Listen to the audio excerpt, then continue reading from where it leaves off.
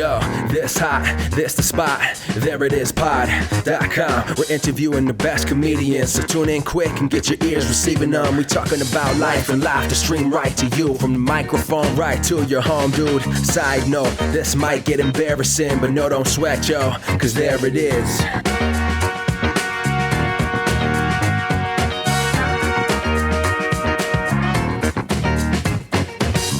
Welcome to the There It Is podcast, a comedy podcast where we talk to interesting people. I'm your host, Jason Farr. Let's do this. Take that, Scott Ackerman. Today's guest is performer Nicole Pascaretta. We talk about her background in acting and different shows she's been a part of and or developed. Really great chat. Before we get into that, I do want to mention that over on our website, we have a post about how men in comedy can support women in comedy.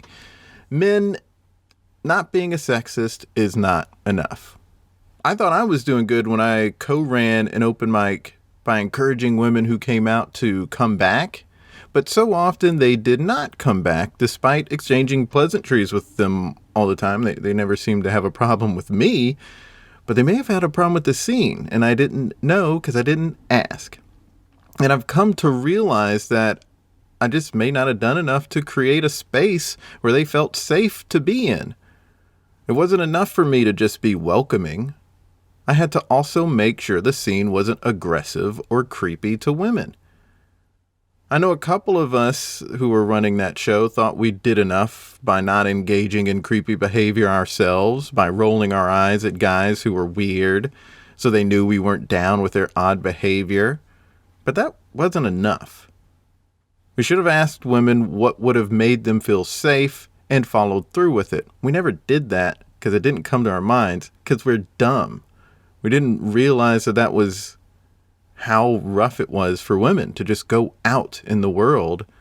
And hearing all these stories that women are going through or have gone through in the past in comedy club scenes and how unsafe they always felt, it's heartbreaking. We should have done more. Whether that meant taking guys aside and saying they can't do what they were doing, or banning them altogether, or actively telling men to be better. I mean, it's just like people saying that it's not enough to not be racist, that you have to actively be anti-racist to defeat racism.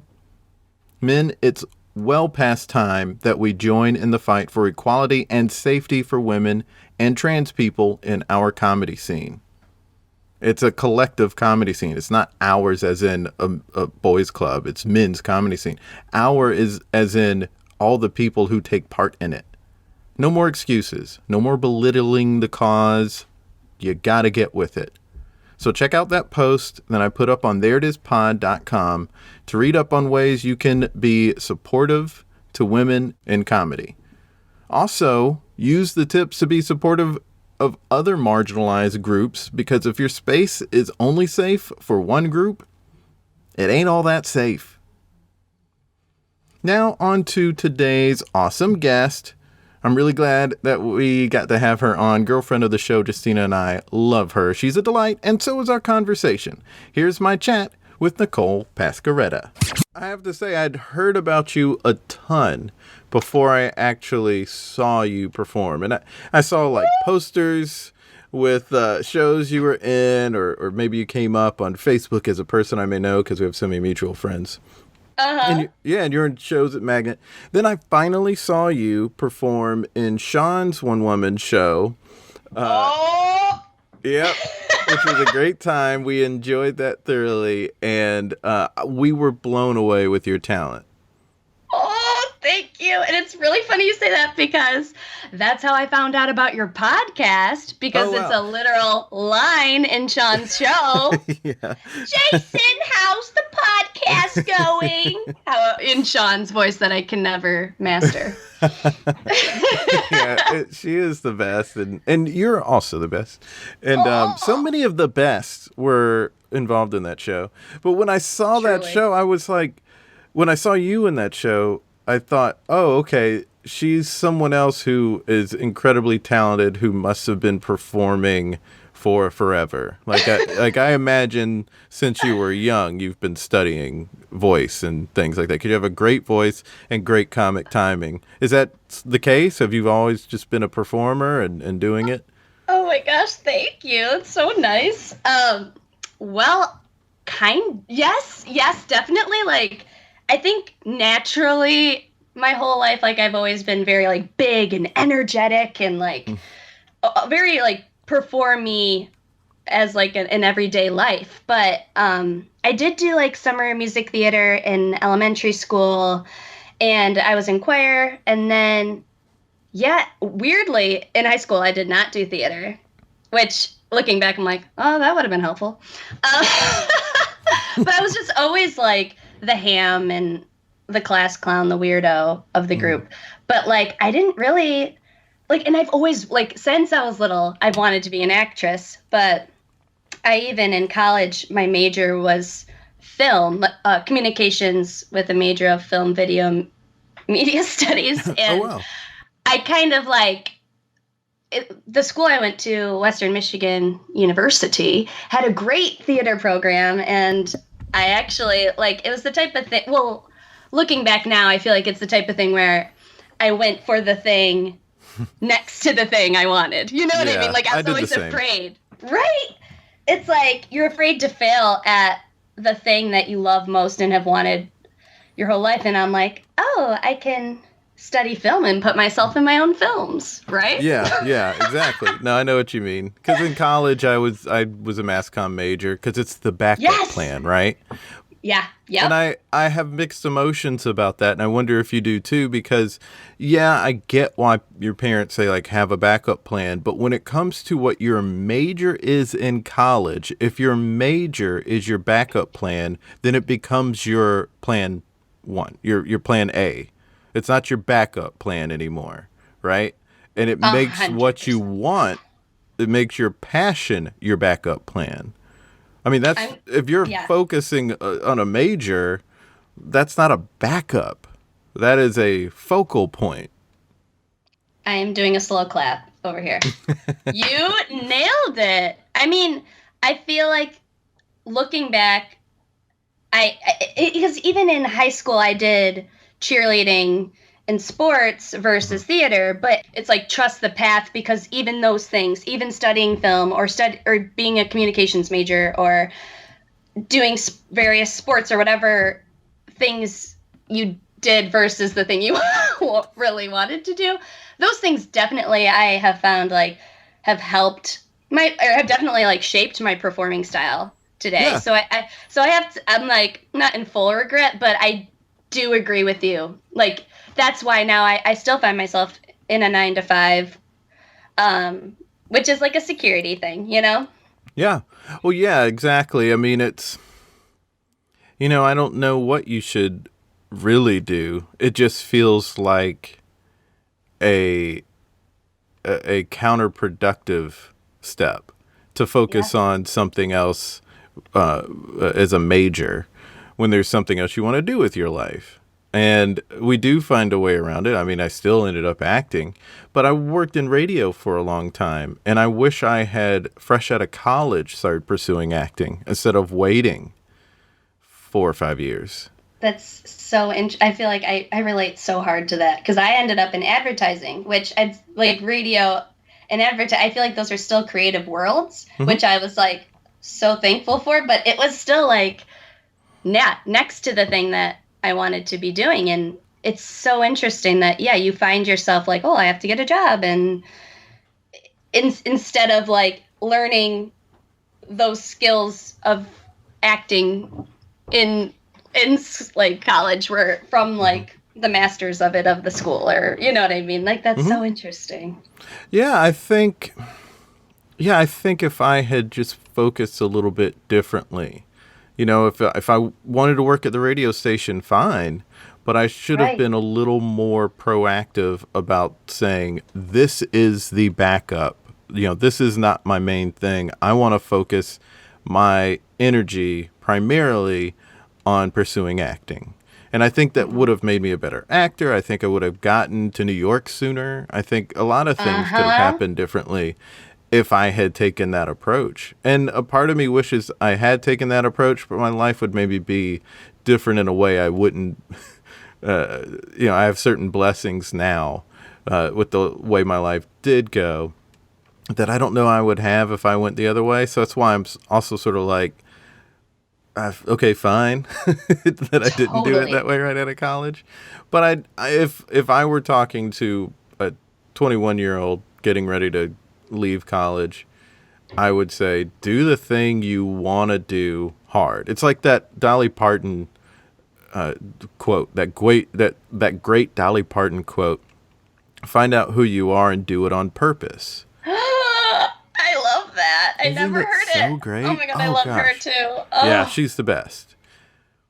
And so I think that's the crux of it, right? You know, like you want to be who you are on purpose and not as a backup plan and not as a when the time is right. Like hit the ground running out of college, being who you are on purpose.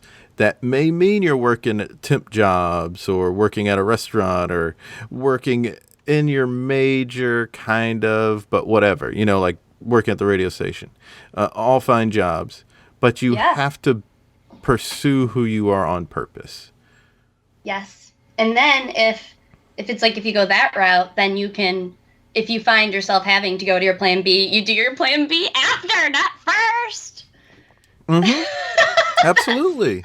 Absolutely. You know, it's just like, I think when you approach it as, okay, my major will be my backup plan, and then it becomes your main plan, I think you sort of trick yourself, especially if it's close, you know, because media isn't so different than entertainment. And so when you're in media, it's like, hey, I'm adjacent, I can hop over. But that's maybe you kidding yourself. That's maybe a lie you tell yourself to be happy with the choice of going with the plan B first. But just even if you do that, at least be honest with yourself and call it you're doing your plan B first. Yep. It's so true. Because even like, you know, we were talking about this today, like when someone asks you like, oh, what do you do for a living? Like, that's such a hard question because you're like, what do I do to pay the bills? Or what is my passion? And like, I think even changing the wording of that is so important. Like saying I'm an actress versus like, but then it's hard to answer, you know, like it is. I recently interviewed Casey St. Onge, and she is a writer and producer, and she's worked on a bunch of different comedy shows. And she said that when she was working at Rosie O'Donnell's talk show, that Rosie O'Donnell, I believe it was Rosie O'Donnell who told her, you're a writer. Like if you're working in a different field than writing, but if you're writing and that's what you want to do, then call yourself a writer. Yep. That's what you are. Yeah, because it's about identity, right? Yeah, you have to believe it. Yeah. It's about how you view yourself as a person. It's an existential thing. And I've had a couple of like mini existential crises when the acting career wasn't going the way I wanted it to, or comedy wasn't going the way I wanted it to, and I was calling myself an actor, comedian, but that wasn't paying the bills. And so it was easy to sort of think, well, what am I if that's, but you're not what pays the bills. You're what you are. You're who you are. And if who you are is an entertainer, then call yourself that, even if it's not paying the bills. That'll at least get some weight off of your shoulders. Yeah, and I feel like these things like that we do feel called to do like are our gifts to the world. And like I feel like even during this pandemic, like I've really struggled to be creative or be, which I it's like, you know, different every hour, but like I find when I do end up doing something creative, it really brings me joy.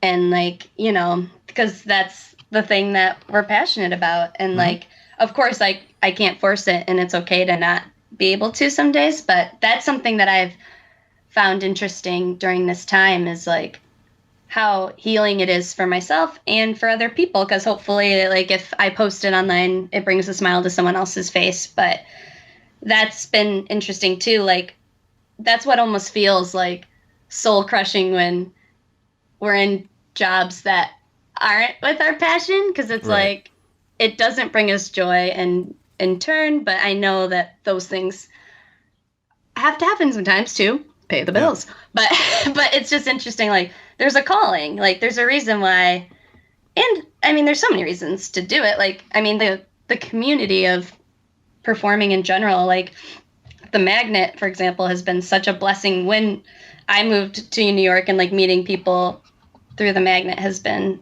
so helpful. Yeah. Like, what a wonderful community. Truly amazing. Yeah. It makes big New York a little bit more small. Yeah, honestly. It's wild how it's many millions of people are here. You can just bump into somebody. So weird. Like on the same train car. Like, how does this happen? How? Yeah. I saw somebody last year. I like went into the city and there was somebody on my train car who did not get on when I got on. They got on at a later stop than my stop.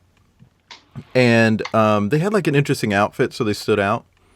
And then when I was like in the city for hours, and then when I went back home, that same person happened to be on the train I was on. Like the car, not the full subway. Right. So I was like, wait a second.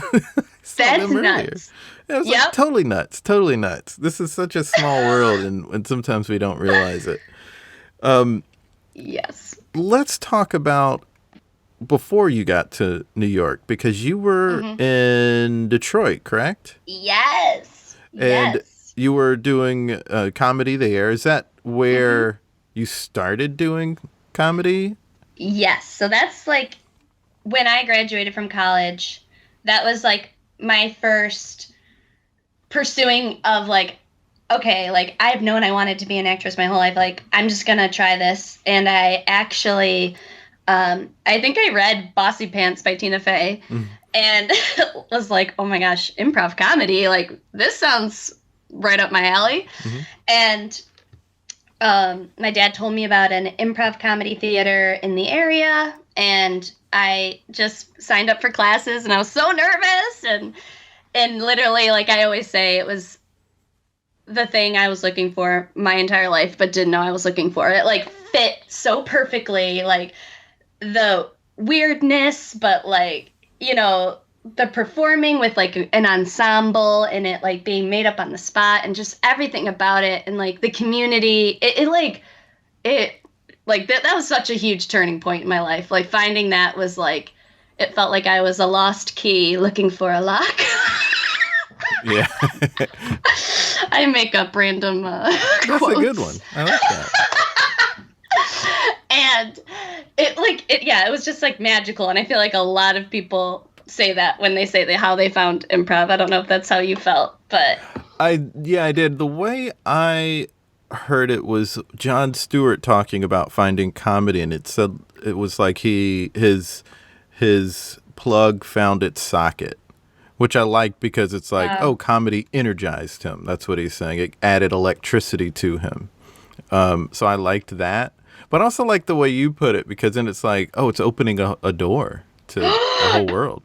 Yes. And that's literally how it felt, because it was a time where I'm like, what am I, going into the working, and I'm like, what am I doing? And it was a way for me to get to where I wanted to go. When I think that's another huge part about like what we were talking about earlier is like what makes it hard to go for our plan A, the thing we want to do, is there is no plan. There is no structure to how to do it. Right. And it's like, so that kind of felt like this is a road, or like I'm enjoying this and this feels right. Like that, I feel like I'm on the right path. So finding improv changed my life for the better in so many ways. And I always want to be a part of improv, no matter where my life takes me. It's just such a magical thing. Yes, absolutely. And like such magical people around you too. So Yeah. I guess one of the reasons I first started hearing about you is because of our mutual friend Julia Schroeder, also a Detroiter. Yes, and she was like, oh my God, when I met her, it was like, oh, you're my sister. Like, she's like my performing soulmate. And I also feel that about Sean. Like, the two people that we are mutually If the three of you did a show together, I think my head would explode with joy. Same. Yes, agreed. Yeah, I mean, I totally see that sort of kindred spirit among the three of you, because I get the same sort of experience watching all of you perform. It's just like I said, joy. It's just like this pure joy that comes out of each of you and washes over me. It's so great. It's so fun. And you're all so great. I mean, this interview could be an hour of me talking about how great you all are. But let's talk a little bit about why you're great. So, obviously, I mentioned how great of a singer you are. You have a really great voice. So there's a lot of training that went into that. When it comes to your comedic perspective and your presence on stage, is there something particular that you are going for that you've always tried to hone? Go. Okay. So hone is like a perfect word, because the thing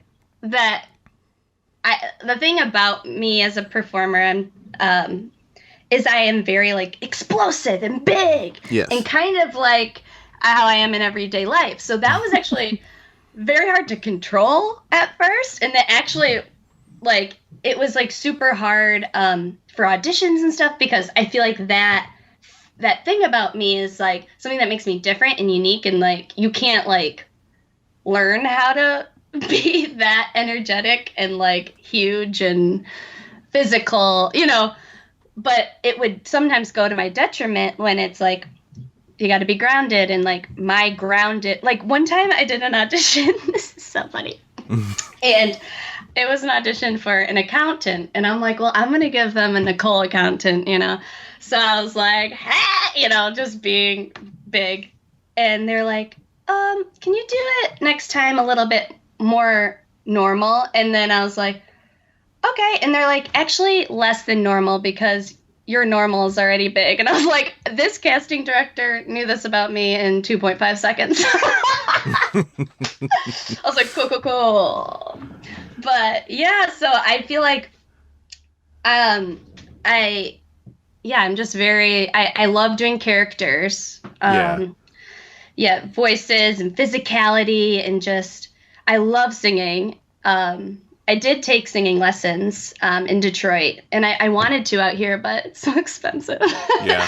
But that helped me so much, because I didn't realize how much, like, when we sing naturally, we're doing it incorrectly. Like, oh yeah, I mean, a lot of pop singers, they're doing things that you're not technically supposed to do sometimes. It just sounds good. And especially rock and roll singers. Yep. It's so, like my singing teacher would be like, oh, Adele sings incorrectly. And I'm like, what? How?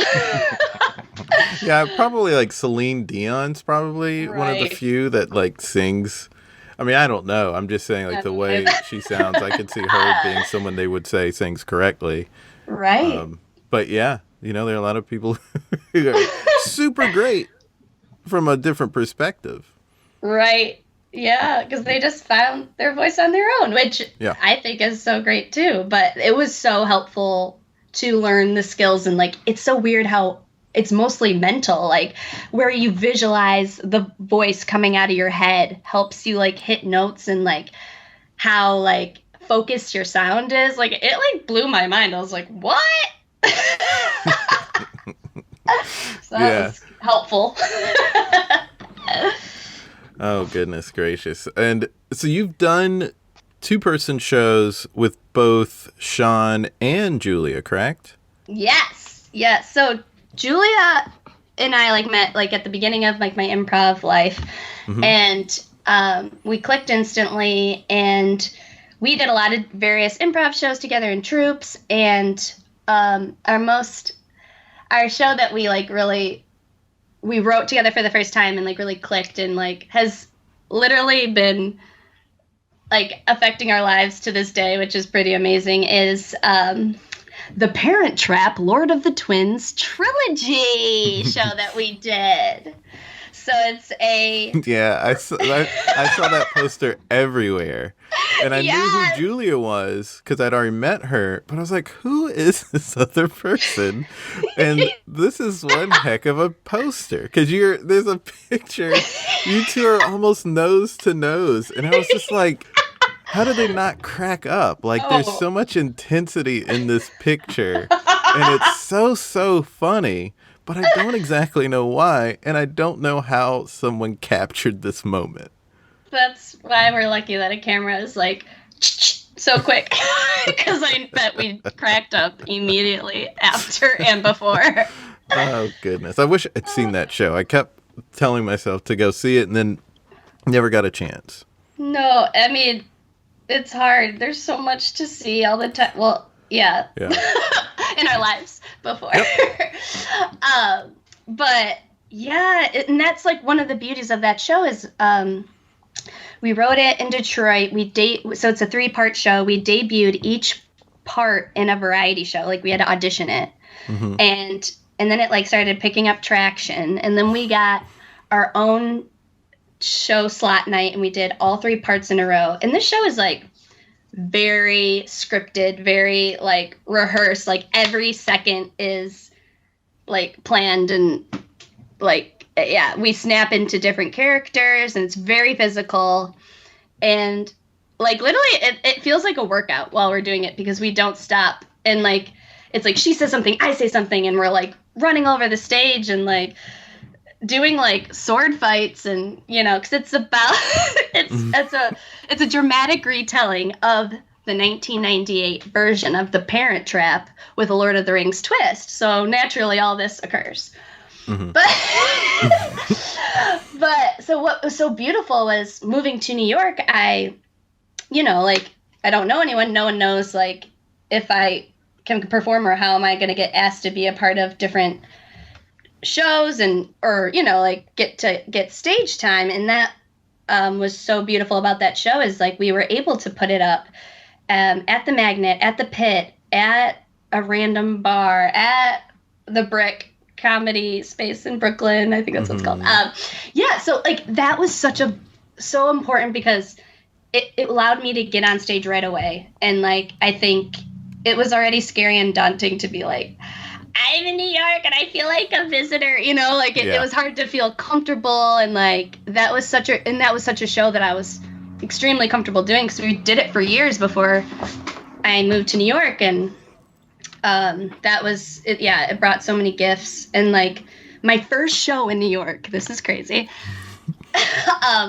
It was like a late night because, the show slots aren't ideal. Mm-hmm. Late night slot. And there was like 4 people in the audience. And Horatio Sands from SNL stumbles in. And he was hammered, which was unfortunate. Because I'm like, oh, of course, it's like New York. An SNL cast member can walk in at any time. But I don't think he remembered his experience. Did you see him laugh at all? So he thought it was improv and he wanted to get on stage because it was at the Pit and he was like, Ali will let me perform, and like, it was so, and me and Julia are just continuously performing this very scripted show. Uh-huh. And actually Adam Payne was there and he was like, can you please stop? And like talking because like, he was just like clapping and just being obnoxious. Mm-hmm. And then like, Horatio was like, I'm going to punch you. And Adam was like, whoa. And then he got kicked out. Horatio Sands. Isn't that insane? That is insane. And all the while, Julia and I are performing, and we didn't stop. And I just remember being so mad. I'm like, who is this guy? And I've heard he's a wild dude. Yeah. I've heard that. That's an unfortunate situation. Right. It was like, cool but not at the same time because I was like, right, it's a cool New York story, but then it's like, I like Horatio Sands. Why? Adam Payne is the nicest person in the world. I know. know. Exactly. Like, it was just such a weird story, but I was like, oh, I guess celebrities can casually walk in, though. That's cool. I hope they remember it, though. Yeah. If he's listening, he's not. If he's listening, I hope he reaches out and apologizes. I know. I actually tweeted him, and I was like, do you remember coming to our show? And he didn't respond. That was a yes. That was a yes, I remember, and I'm embarrassed. Right. Yeah, no, he's a. I've heard some stories about his drinking. Don't want to judge. No, because sure. I know I have enjoyed this entire quarantine. Right? Me too. Yes, no judgment, but I think that it's not. Don't do that. Threaten to punch Adam Payne. Never. There's all never, people. Never. Nope. Not okay. The sweetest man in the world. I know. It's like Adam Payne and Fred Chung Rutherford. Like, truly angels. If you want to hurt them, you know what? You're automatically a bad person. If you're like, not drunk, I won't say Horatio's automatically a bad person because I don't know. But, yeah, he was on a different plane. Who knows? Right. But if you are clean and sober and you want to hurt them, then there's nothing good in your heart. Nope, nothing. Yeah, that was an interesting experience to go through and test out these shows. But you got through it. Yep. The show that you did with Sean was a very different kind of show. Yeah. So you obviously developed them differently. Can you walk through how you created the show with Julia and then also how you created the show with Sean, just so we can see the differences? For sure.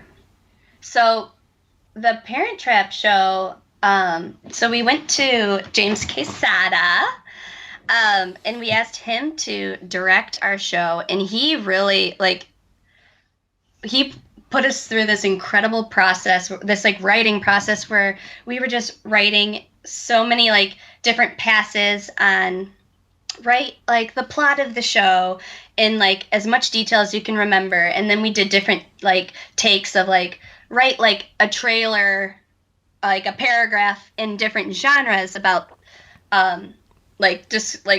as if it was a trailer for the Parent Trap. And so we did all this writing. We had so much writing, and that's why we broke it into 3 parts, because we had so much. And we kind of we discovered that we were going dark with it. So that's where the Lord of the Rings twist came in. That was not, I mean, you can't really pre-plan to have the Lord of the Rings twist involved. But that was such a cool thing. And I loved that process because the only thing we knew going in was me and Julia were obsessed with the Parent Trap. Mm-hmm. And we were and James Quesada also coached forensics theater. I don't know if you're familiar. I'm familiar with James, I believe. He's an actor. Yes. And he is dating Julia Schroeder. Well, he's an actor dating. Yeah. Yeah, he's an actor first, Julia's boyfriend second. He is an actor, writer. He is he does everything. Gosh. Mm-hmm. He's very talented. Yes, and he is literally, especially in Michigan, he was my director or coach in everything I was a part of. So I always told myself if James asked me to be a part of something, I will say yes. Maybe a few exceptions, but But we all talked about moving to New York at the same time, and when they set their date to move, I wasn't ready yet. So we've all kind of been on this journey together, which has been really nice. But so yeah, with that, and then we wanted it to be a forensic style piece. So he helped he choreographed we have a sword fight scene, and when we jump into different characters, we just do a spin and we're in a different character. So it's very forensic style theater. Mm-hmm. And it's very fast paced, and the writing, he took our writing and really and he also wrote the script, a part of the script as well. And he just put it all together in this crazy script form that I've never seen before. Cause it's her line, my line, her line, my line. And yeah, it was it was just the coolest part about that was just creating something from scratch and not knowing what it was going to be and never being able to plan what we created, because you have to like go through this like discovery and this process together and like just like follow what we find is funny or like what we want to do in our performance. And I think it is the most representative piece of like, I can speak for myself, like my voice. I felt like it is like very much my voice and like what I love to do in comedy. Mm-hmm. And yeah, it's like nostalgic, heartwarming, but also like scary. Like we turn into dragons and yeah. So yeah, that whole thing. And we also are writing before the pandemic broke out.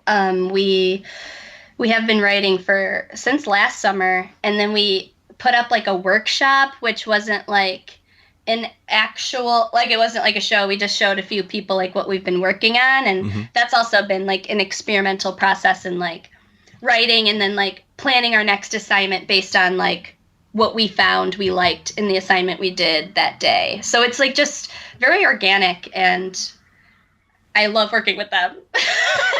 That's wonderful. And me and Julia just have like a connection where we can finish each other's sentences like twins. Yeah, with Sean, yeah. What was that process like? Because that was a very musical-based show. Right, Finger and Bob. So that was our musical improv duo.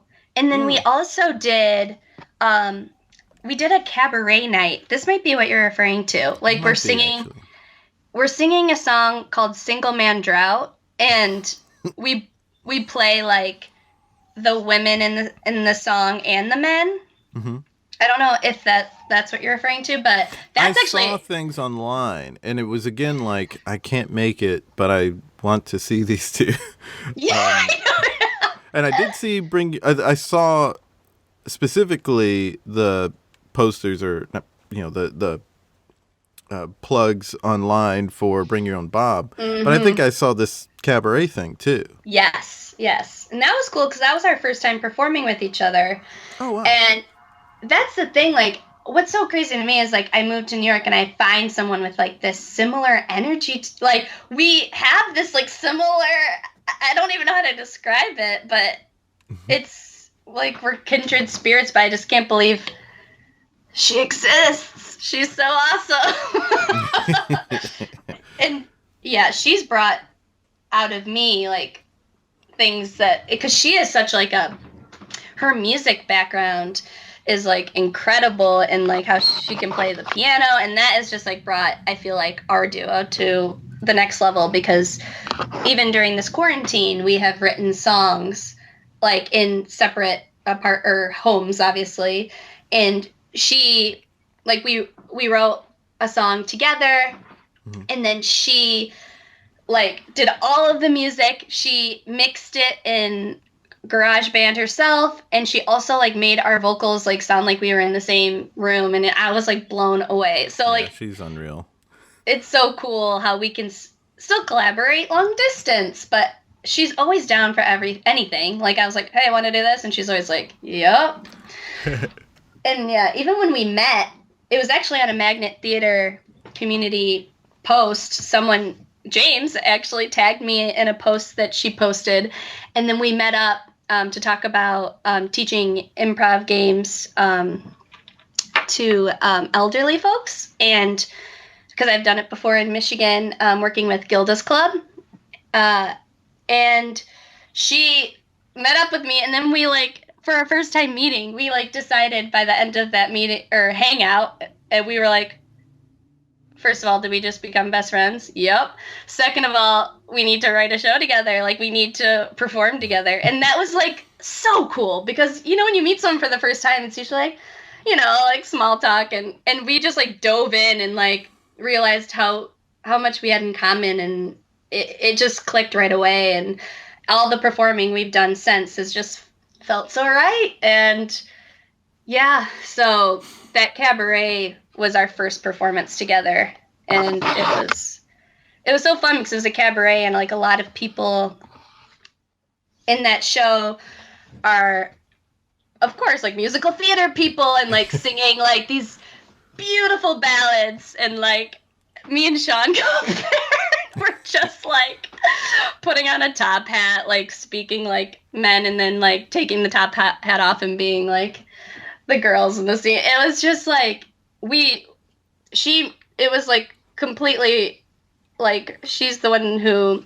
asked me to be a part of it, and I loved her approach to say it doesn't have to be what it is on paper. It doesn't have to be like perfect vocals singing like Dear Evan Hansen. Like it can be two silly gals just singing like well, but also being funny and weird, and we really stood out that night because we took it in a different way, and I feel like she always does that, and I love that about her.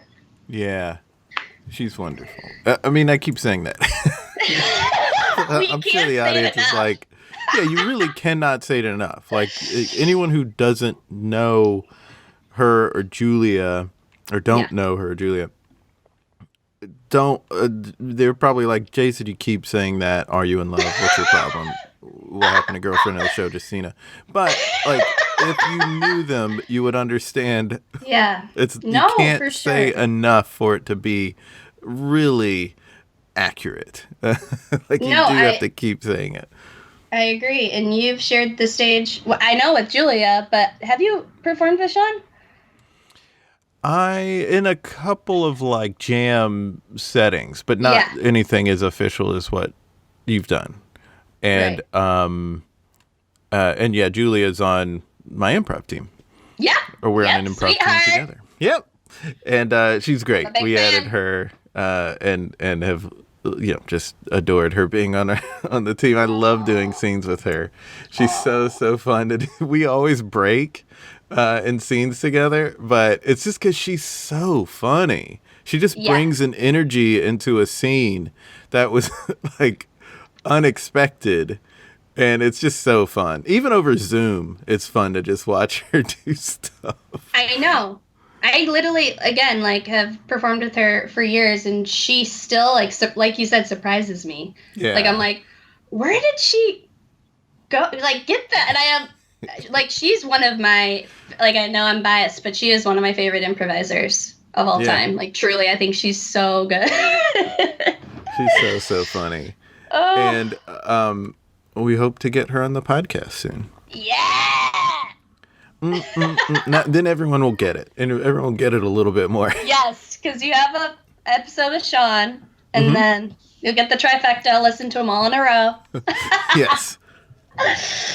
That's so awesome. When I saw you perform, and it's you have your own thing, but I was reminded of Gilda Radner, and that's my favorite thing ever. Yeah, so like I found out upon looking up info about you for this interview that you played Rosanna Dana for a show. For Gildas Club. So do you know what Gildas Club is? Yes. Okay. So if the listeners don't know, Gildas Club is located in various cities in the U.S. and I'm wondering, I think in Canada too, and I'm not sure how far, but it's all over. And it is a community where people who have cancer or have been affected by cancer, either by a loved one, a family member, can go and receive support. And there's so many different types of support, like therapy sessions or even like group meetings of other people that can come together and just talk and hang out. And how I got involved in Detroit is I actually taught improv workshops with a guy named Chris Moody, who is actually, he's a part of a lot of like the Improv Utopia camps. So I don't know if anyone knows him. Shout out Chris Moody. But I taught improv workshops at Gildas Club Detroit. And then when I discovered it, and I also have this strong connection with Gilda, I also joined the associate board in New York. And Sean did too after that first meeting. Oh, we wow. met. She's like, I'll do it too. So, so I'm very connected. So that they had in Detroit, they have an event called Gildas Club Big Night Out. And that's like their big fundraiser for Gildas Club Detroit. And that's where I first dressed up as, or was, Rosanna Dana. And that was amazing. And like everyone took pictures with me. And I soaked in every second. And then the New York Clubhouse found out about the Detroit that I did that. And they sent literally the costume to New York. And I was Rosanna Dana at their gala event. And in true New York fashion, there was a lot of celebrities at this event, and they were honoring Vanessa Bayer that night, which was so great, so cool. And Kenan Thompson was the one who awarded her the award, so they were both there. And I was like, oh my god! And I got a picture with them as Rosanna Dana. Oh, amazing! So I didn't like do an impression. I was prepared. I was like, just in case they're like, bring out Rosanna Dana. I had it. I practiced. But I didn't do any impression of her, but it was kind of the same thing where I dressed up as her and like took pictures with people. And yeah. And also, Alan Zweibel, who... Oh, yeah. I'm like obsessed with him. Yeah, he's a great writer. He's one of the original writers at SNL. Oh my God, Jason, you are my favorite person. Literally, yes. I'm so glad you knew that. Seriously, that made my life. So I wrote him a letter prior to even being affiliated with Gildas Club New York when I read his book, Bunny Bunny. Have you read that book? I have not. So it's about his relationship with Gilda. And it, like, moved me so much. And especially because people tell me all the time, like, you remind me of Gilda. And, like, we do have, like, very similar, like you said, like, in my performing, like, energies. And it's just so weird. It's just, like, a level of energy and joy that comes out that I see the connection. But you're your own person. It's not like... Right, yeah. You're copying her. It's just like that ineffable something that makes somebody a special performer is just at that same level. It's at that same frequency. Thank you so much. That really means a lot. That's really cool. But you're very welcome. I've heard it from, like, and it's weird because I've started hearing this when I started performing, that, like, I remind people of her in some way, shape, or form. And I've heard it from people I know extremely well, and I've heard from people I've never met before. I've heard it since I started performing all the time, and it's just so interesting. And she's also from Detroit, which is crazy.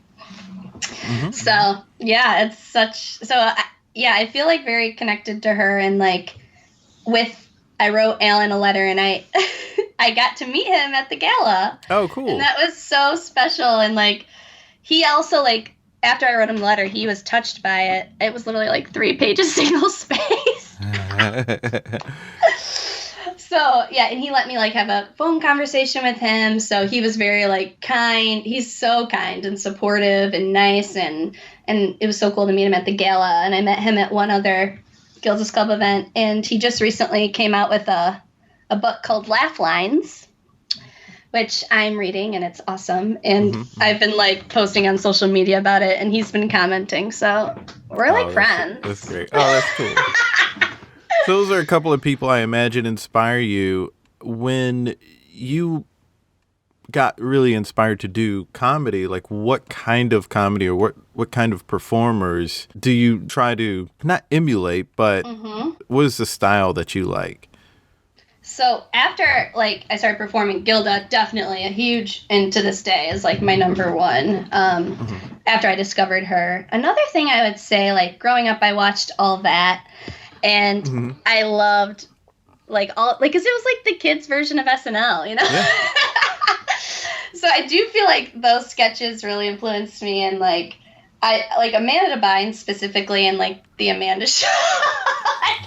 She was just such a weirdo, and I loved her, like, crazy, weird characters and style. And another huge inspiration for me was Robin Williams too. Like, oh yeah. like Mrs. Doubtfire is this day my favorite movie. And just like, yeah, I love so much about that movie, but especially just like, I feel like they turned on the camera and just let him go wild with characters. Like there's so many parts in the movie where he's just like doing characters that like don't necessarily, like there's no way they were written in to the script. Like he just like, he's so energetic. Like even I watched so many interviews with him like online, and they can't even get past like, what's your name? Because he's just going off on all these tangents and like running all over the stage and like being physical and weird. So I do feel like Robin Williams is a big one for me too. Oh, nice. What sort of things do you hope to do next? I mean, you're on a roll, it seems like. So what do you want to do that's you're either planning for or you hope to get to? So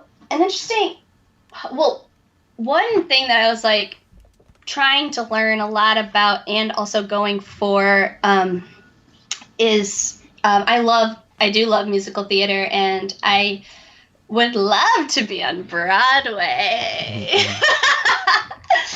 So I did go to an audition actually for the Mrs. Doubtfire musical, because I'm like, I'm going to try. If I'm going to try, that's the one. But sadly, I am not equity. So I have a lot of learning to do in that regard, like about equity, non-equity, like being EPA is when you're gaining points towards being equity. And I mean, it's exciting and also like daunting, because it's like, well, I wish I was gaining, like we said, hindsight is 2020. I wish I was working on points towards being equity eligible for like since I was performing in Michigan, because there's equity theaters there, but you can't go back in time. Right. So you can like audition as not as a non-equity performer, but I got there like at 7:30 a.m. that day and like waited outside and like at Pearl Studios, put my name on a list, and I waited there all day, and I ended up not getting seen, and I think I was there from like 5 till 5:30. Oh wow. Because they kept like giving me like they didn't tell me like, we're not seeing equity today, which that's a call they should make. I mean, some of the like there was also Hadestown, which I had my name on the list for. And they did make that call. They said early on, like, we're not going to see equity today. And the reason for that is if they have enough appointment slots by equity performers, then they get first dibs. And also behind that would be the EPA performers who are like working towards getting points. They get seen, and then the non-equity souls get seen. So it's a whole crazy world, and it would be a dream to even get to audition. And that was the thing. I'm like, I don't even know what I would sound like if I got in the room, because I was just sitting there all day and like right, filled with people. So you in the room, so you can't like you can warm up, but you got to figure it out. That's like one of the weird things. I think weird is maybe the wrong word, but like the things you have to do in order to look crazy just so you can be prepared in the city. Yes. You know, like dancing on the subway, like doing the moves in the subway platform, or singing, like doing warming vocal exercises. There's so many people that probably walk by performers, they're like, who is this? They're nuts. When in truth, it's just a really prepared person. I know. And that's like the beauty of New York, because there are so many people doing that it's like there's normal. I feel like less judgment, Right, it's like, right, this is New York, classic New York, and I've definitely done it. Oh yeah, I'm sure you have too. Well, I'm not a singer, but and that's the thing, like there are certain things that I just want to be able to do, and that does involve getting out of a comfort zone to try to do it. Like if I want to practice, if I want to take singing lessons and want to practice in my apartment, somebody else is going to hear it in the building. And, that is a little hump to get over in order to do something, that you don't really have to think about when you don't live in such a confined space as New York City. Yeah, I'm doing the slow clap again. Because that has been really hard to like keep up on my singing, because literally during this quarantine, I was singing in my apartment and the window was open, and my neighbor, who is a teen, like I specifically knew which neighbor yelled this, and he goes, "Stop singing!"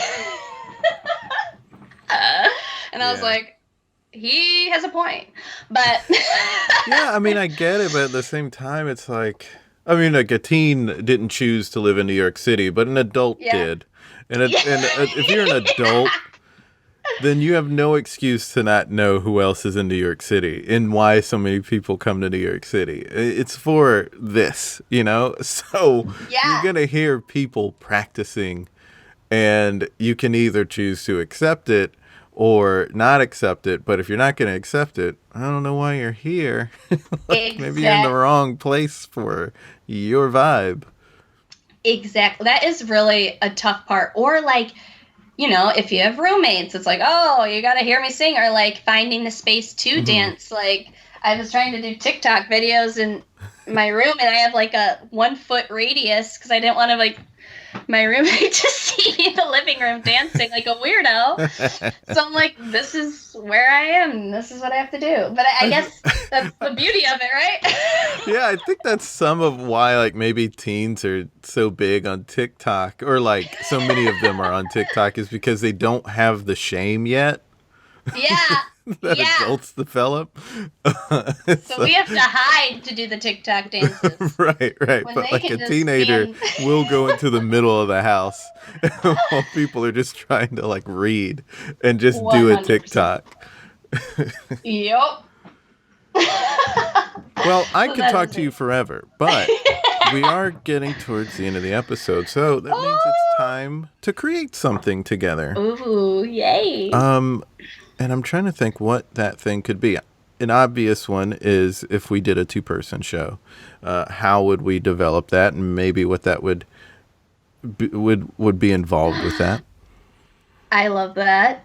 Do you have any other ideas before we jump? Oh, yes. And we can also inspire us the fact that we both are communications majors, and we both are connected by nice, joyful people. I feel like that has to be a part of it. Oh, yeah. Yeah. So let's see. I definitely would like want to seek out the help of the nice, joyful people, or at least like make them happy because they've made me so happy. That would be our goal. Yeah. But I'm not, so you're musically talented as a singer. I am not. I feel like I'd be holding you back if we didn't. No, this is what we would do.